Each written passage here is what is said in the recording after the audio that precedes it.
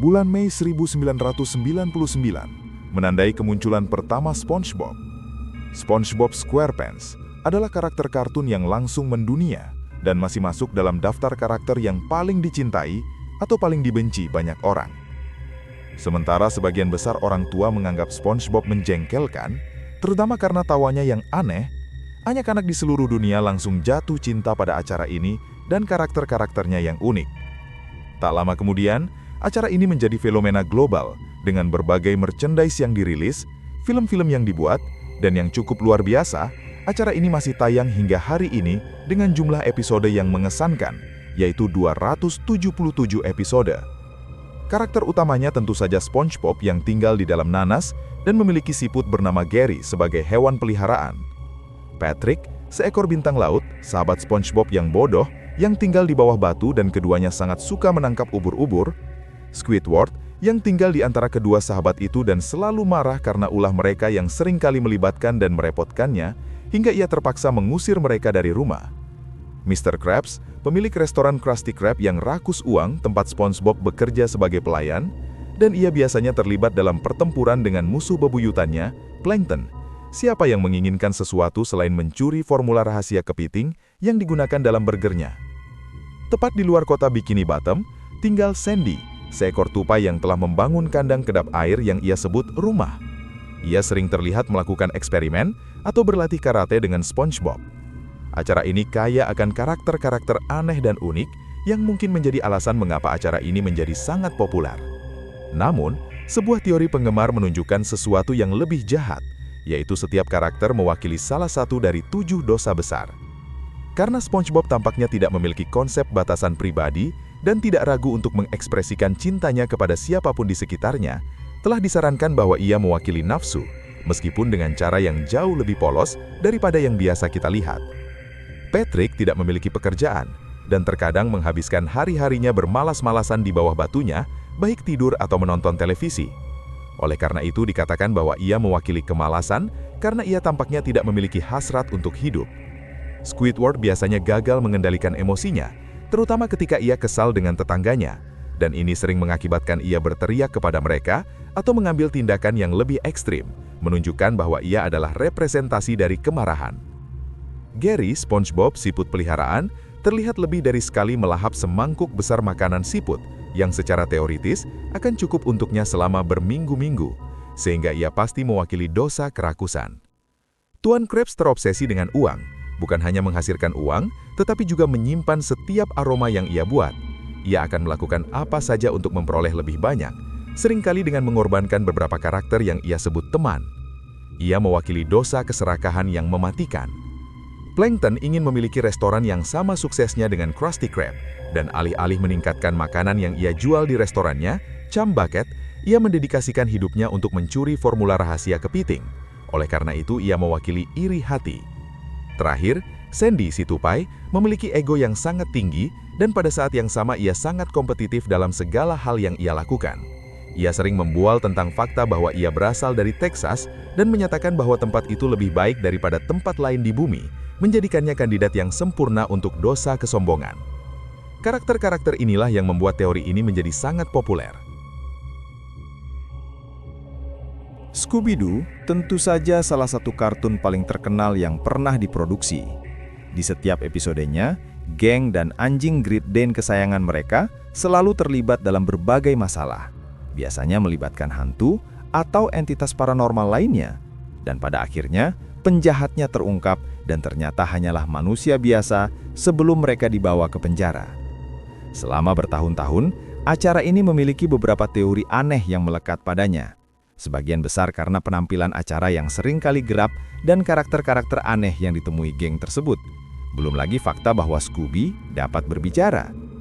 Salah satu teori tersebut menyatakan bahwa Shaggy, Velma, Daphne, Fred, dan Scooby sebenarnya adalah buronan yang melarikan diri dari hukum karena mereka memutuskan untuk meninggalkan Amerika dan melarikan diri ke Kanada untuk menghindari wajib militer dalam Perang Vietnam.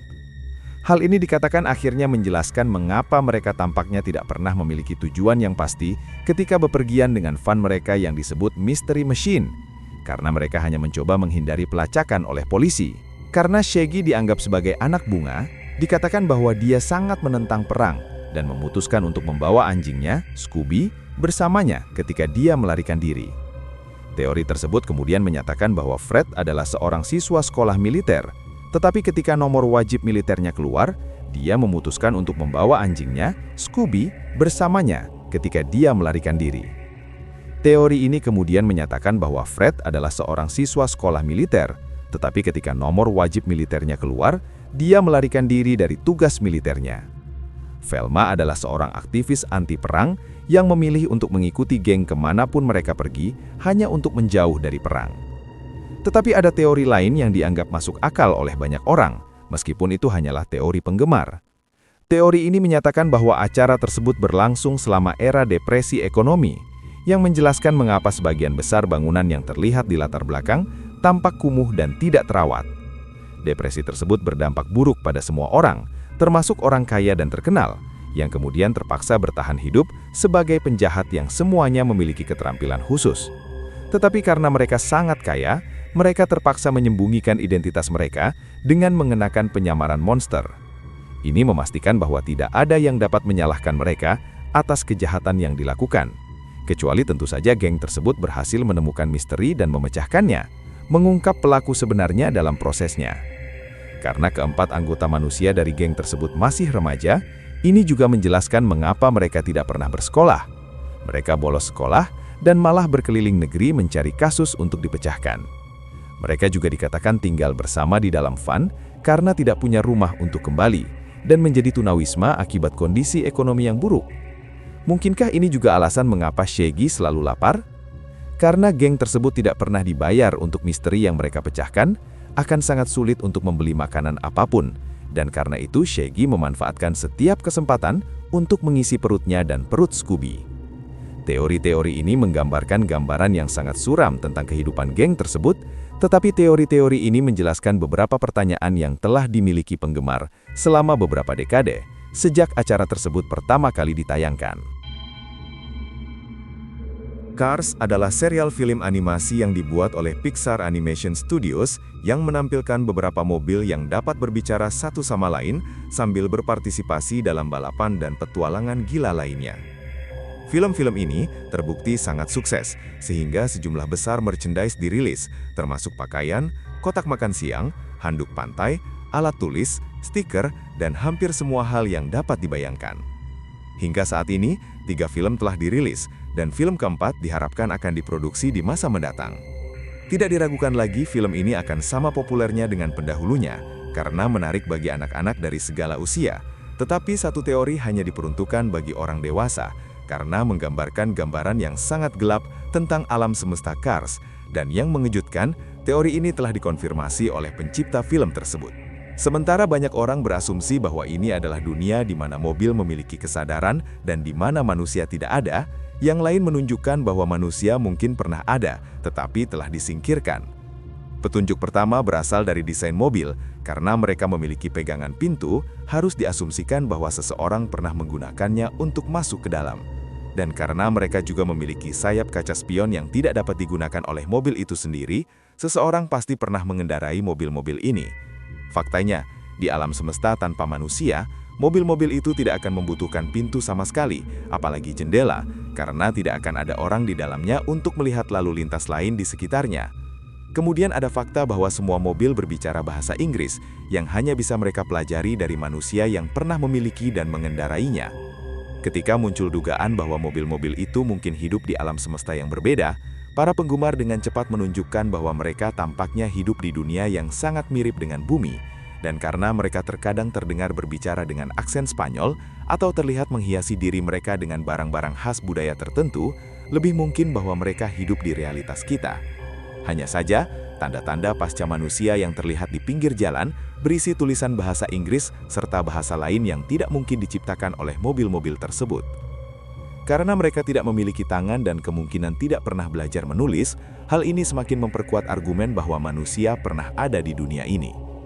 Beberapa orang berpendapat bahwa mobil-mobil itu entah bagaimana menyerap manusia yang mengendarainya, sehingga menjadi makhluk berakal dan mengambil alih dunia satu mobil pada satu waktu.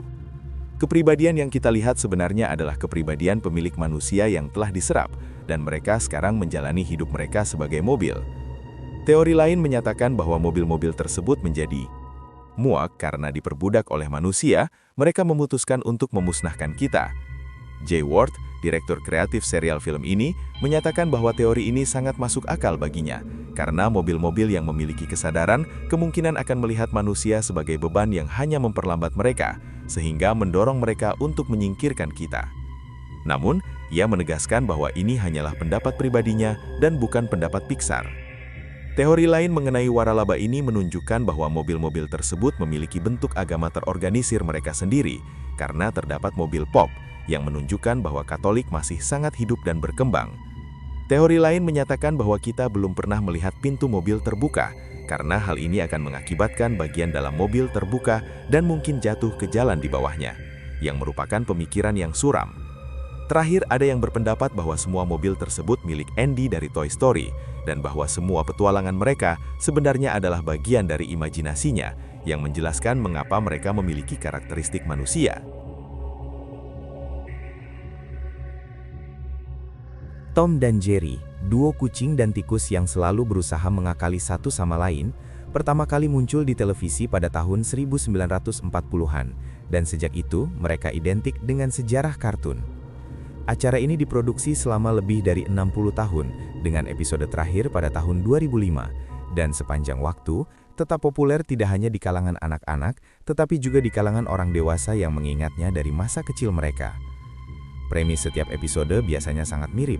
Jerry akan mencari keju atau camilan lain di rumah tempat mereka tinggal, sementara Tom melakukan yang terbaik untuk menghentikannya, seringkali atas perintah pemiliknya yang wajahnya tidak pernah ditunjukkan.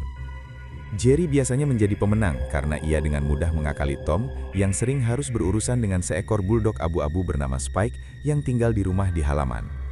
Pada beberapa kesempatan, Jerry dan Spike bekerja sama melawan Tom yang tampaknya selalu kalah. Ini adalah persaingan yang telah berlangsung selama beberapa dekade dan membawa berjam-jam kegembiraan ke rumah kita. Tetapi sebuah teori baru menunjukkan bahwa tidak semuanya mungkin sepolos yang selalu kita yakini. Kita sudah terbiasa dengan gagasan bahwa Tom selalu berusaha memakan Jerry, bukan hanya untuk kesenangannya sendiri, tetapi juga untuk menyenangkan pemiliknya. Teori ini menyatakan bahwa mereka mungkin telah berteman sejak lama, dan persaingan mereka hanyalah kedok. Semuanya dimulai dengan sebuah unggahan Reddit di mana seseorang mengajukan pertanyaan yang membingungkan ini. Tak lama kemudian, orang-orang mulai membuat berbagai macam teori untuk mendukung anggapan bahwa mereka berteman. Salah satu teori yang mendapatkan lebih banyak perhatian adalah bahwa Tom dibeli oleh pemilik rumah ketika ia menemukan bahwa ada tikus yang tinggal di dalam dinding.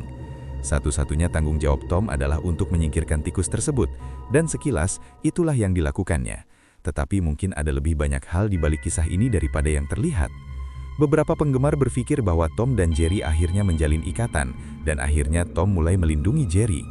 Ketika kita melihat Tom mengejarnya di seluruh rumah dan membuat rencana liar untuk menjebaknya untuk makan malam, sebenarnya itu hanyalah cara untuk menipu pemilik Tom.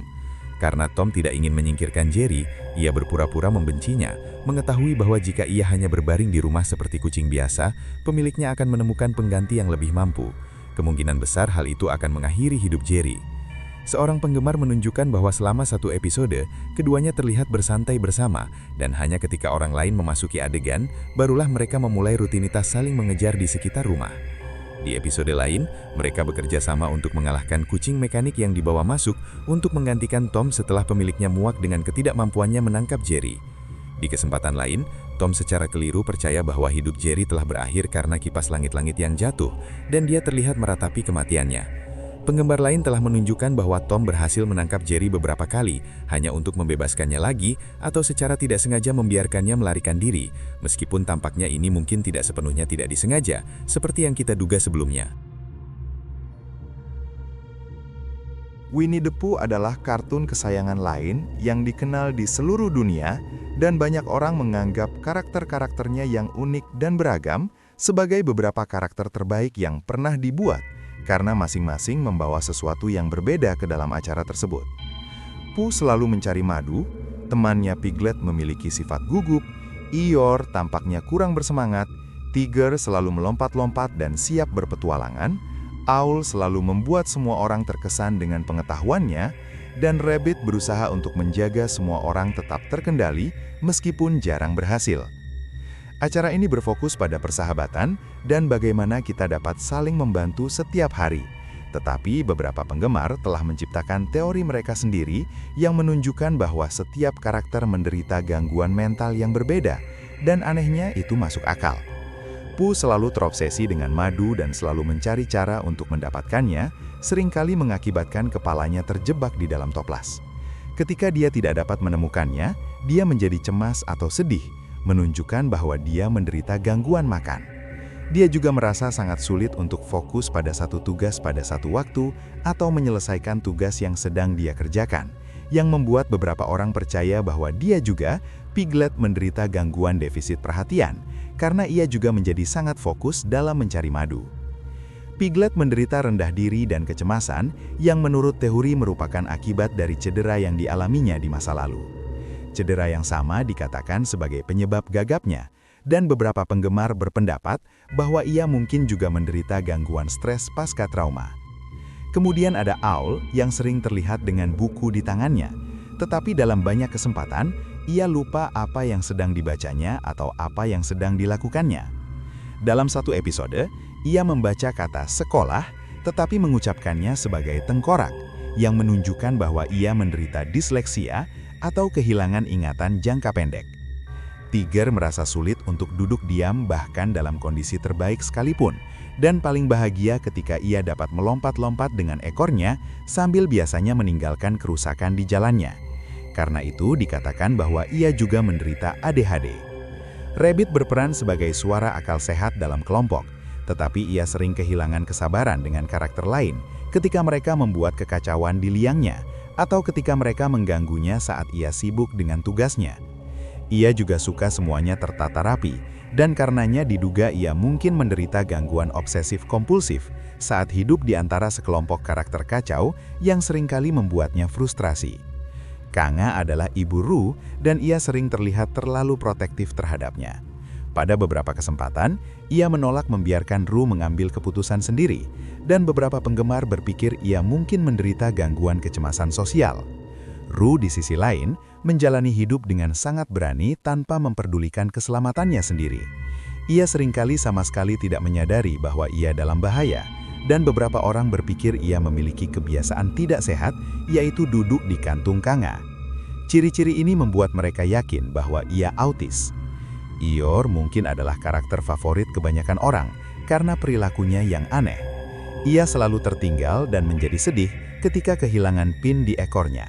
Ia tidak pernah bersemangat tentang apapun, dan umumnya memiliki pandangan hidup yang suram, yang membuat beberapa orang menduga ia menderita depresi. Terakhir ada Christopher Robin, teman manusia kelompok tersebut. Meskipun ia mungkin tampak seperti anak laki-laki normal bagi kebanyakan kita, ada dugaan bahwa ia menderita skizofrenia, karena tidak ada karakter lain yang nyata. Karakter-karakter ini hanya ada dalam pikirannya.